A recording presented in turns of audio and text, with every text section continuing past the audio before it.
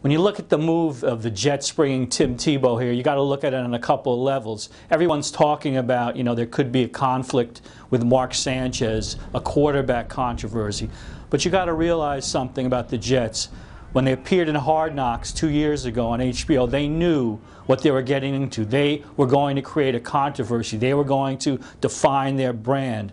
After they lost last year, didn't get in the playoffs, that kind of petered out. So now what you have is them bringing Tim Tebow here. You have a controversy waiting to brew. You have a guy who's a phenomenon with strong religious convictions who attracts a whole other fan base. What am I talking about? Selling a few more seats.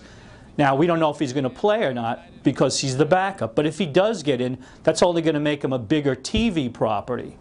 A lot of the talk you hear now is about Tebow being used primarily and solely in Wildcat package, which should have him, in for a certain number of plays per game in a very defined role. But even with that said, it's all going to come down. Even if he's running out of the Wildcat, when Sanchez has a bad game, with any backup quarterback, the fans are chanting for that person. With Tebow, it's going to be worse because he has this bigger following. So the Wildcat will help some because people will get to see him play. But I don't think it will go any way to blotting out any quarterback controversies that might arise during the season. Rex Ryan, without all this happening now, is going to be on the hot seat. Last season, at the end of the year, he said he didn't have the pulse of his locker room when a lot of anonymous quotes criticizing quarterback Mark Sanchez came out.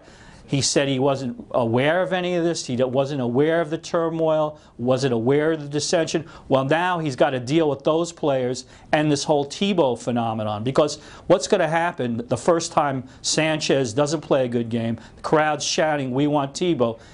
Rex will go into the post-game press conference and will be asked about it. And how he handles that, if he handles it, if he can handle it, is going to be very important.